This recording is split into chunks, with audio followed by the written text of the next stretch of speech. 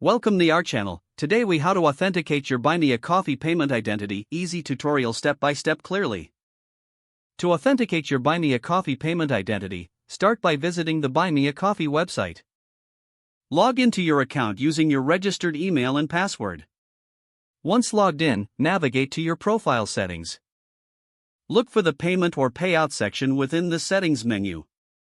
Click on the option to add or edit your payment information. You will be prompted to provide additional identification details. This may include your full name, address, and date of birth. Ensure that the information matches what is on your government-issued ID or tax documentation. Select your preferred payment method from the available options.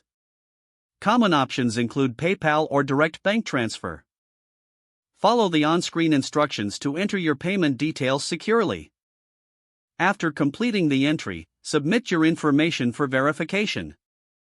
Check your email for any confirmation or additional verification requests. Respond promptly to any requests to avoid delays in authentication. Once verified, you will receive a notification confirming your payment identity is authenticated. You can now start receiving payments from your supporters effortlessly. If the page does not load, refresh the browser or try again in a private or incognito window. Make sure you are using the correct email address, then retype it carefully to avoid small typos. If your password is not accepted, use the reset option and create a new strong password you can remember. Check your spam folder for verification or security emails, then complete any requested confirmation steps. Enable two-factor authentication if available to improve account security and reduce unauthorized access risk. After signing in, review your profile details so your contact information and settings are accurate and current. If you see an error message, note it down and try again after restarting your device and internet connection. Log out when you finish, especially on shared devices, to keep your account and payment information secure. If the page does not load, refresh the browser or try again in a private or incognito window.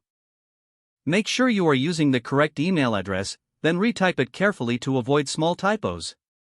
If your password is not accepted, use the reset option and create a new strong password you can remember.